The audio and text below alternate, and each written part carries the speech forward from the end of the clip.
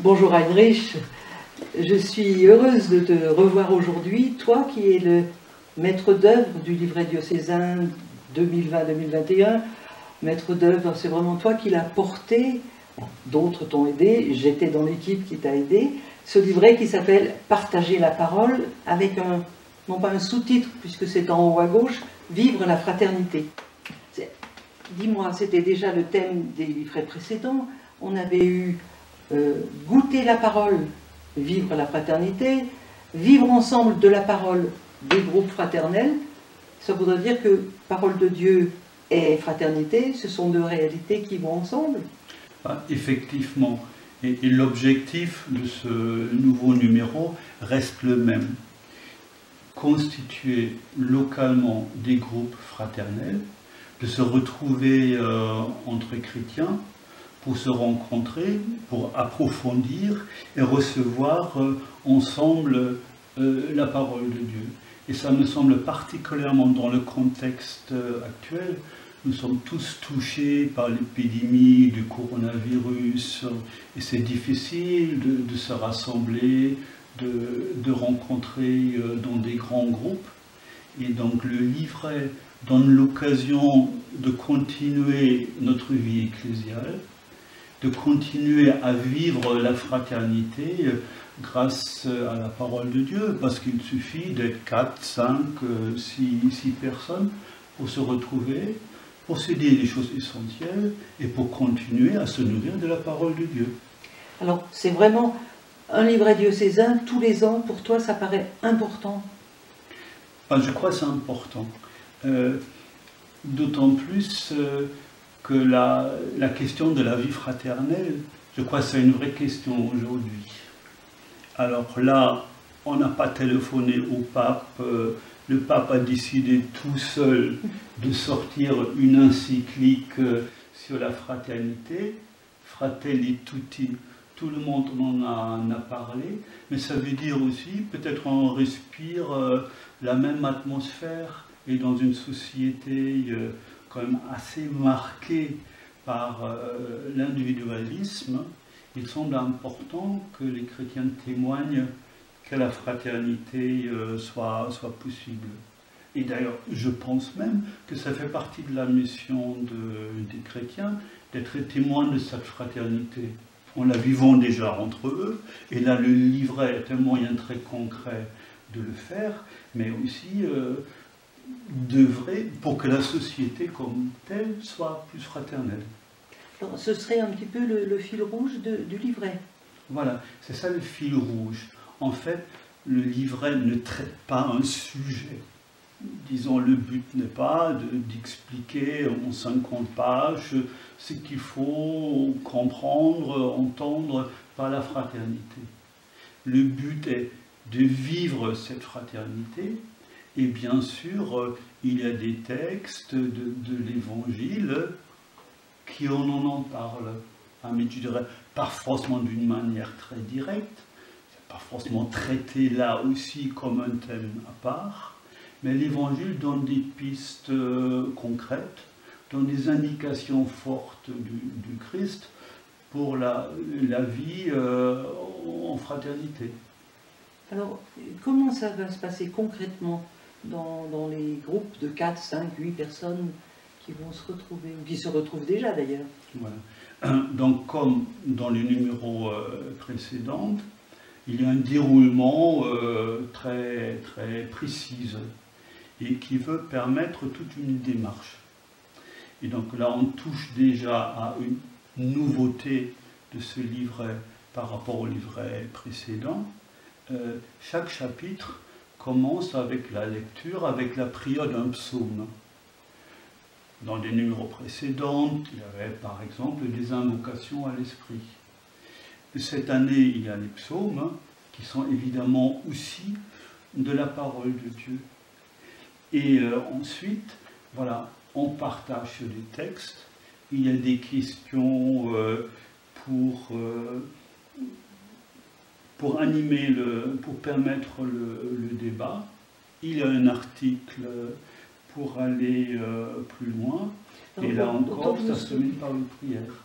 Autant que je me souvienne, puisque je l'ai travaillé avec toi, il est bien dit que le texte, le commentaire qui est fait par une grande personnalité du diocèse, toi tu en as fait un, j'en ai fait un, d'autres personnes, c'est à découvrir en feuilletant le livret, il n'est pas dit, il faut absolument le lire et puis en tirer quelque chose, c'est seulement si vous tout seul, vous n'y arrivez pas, il y a un principe de subsidiarité. Si vous êtes un peu en panne par rapport à ce texte, voilà un commentaire qui peut vous éclairer.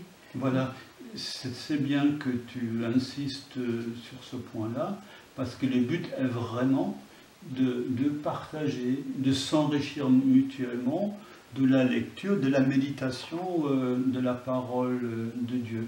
Et puis, il y a des articles, des commentaires bibliques, notamment intitulés « Pour aller plus loin ».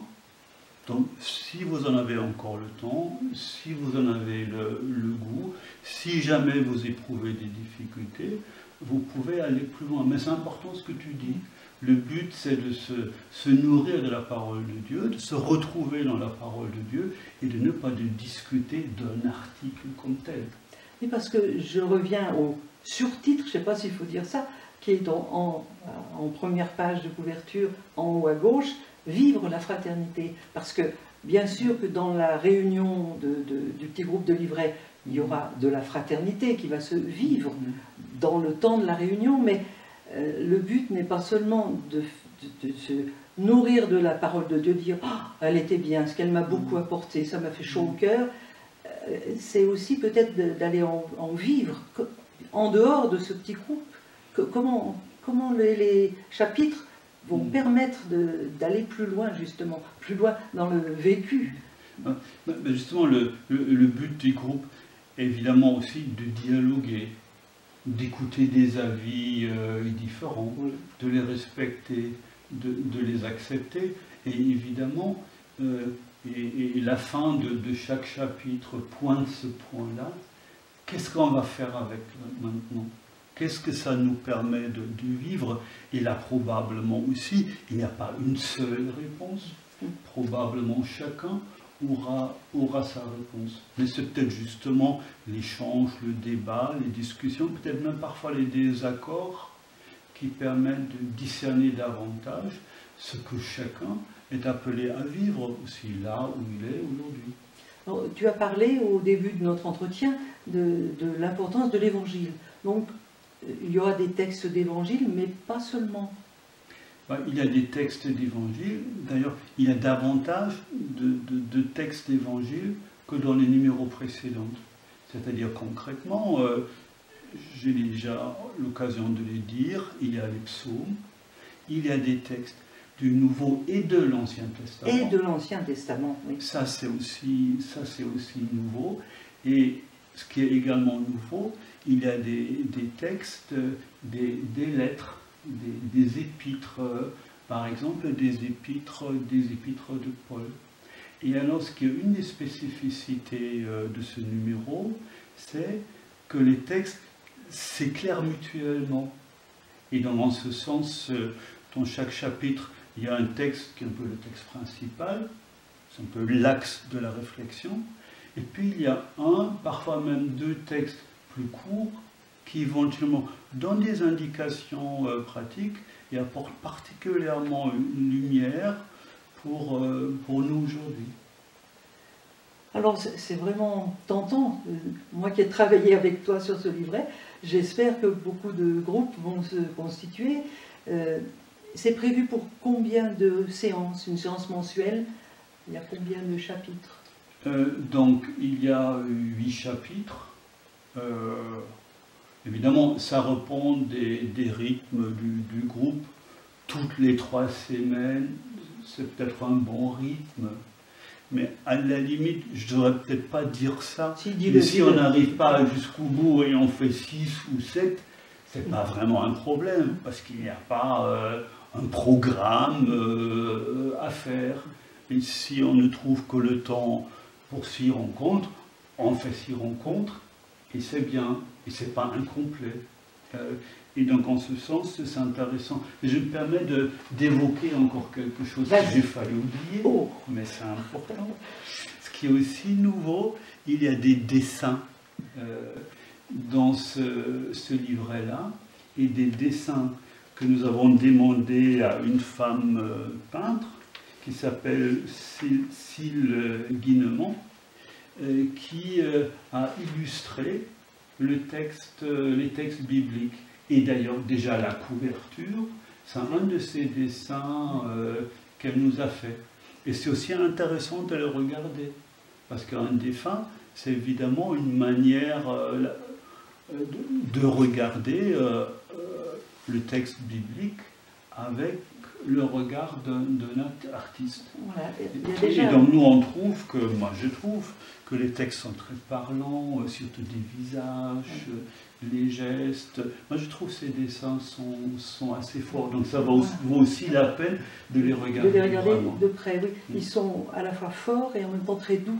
Ce sont des aquarelles avec des couleurs qui ne sont pas agressives, mais qui parfois montrent bien, quand on va voir dans le premier chapitre, on voit les frères qui ne sont pas contents, qui font la gueule. C'est suggéré, c'est vraiment de très très beaux dessins qui apportent aussi quelque chose à la réflexion du groupe. Et c'est des dessins tout à fait originaux qu'on ne trouve pas ailleurs. Ah oui. Alors, bravo d'avoir trouvé cette peintre, Cécile. Dis-moi, Heinrich, les groupes vont se constituer, donc toi tu n'as pas vocation à aller dans un groupe, moi non plus, mais si on se faisait un petit deal tous les deux, si on faisait non pas une bande de jeunes à moi tout seul, mais un groupe de livrets à nous deux, à tout seuls les deux, comme on dit dans le Jura. Voilà.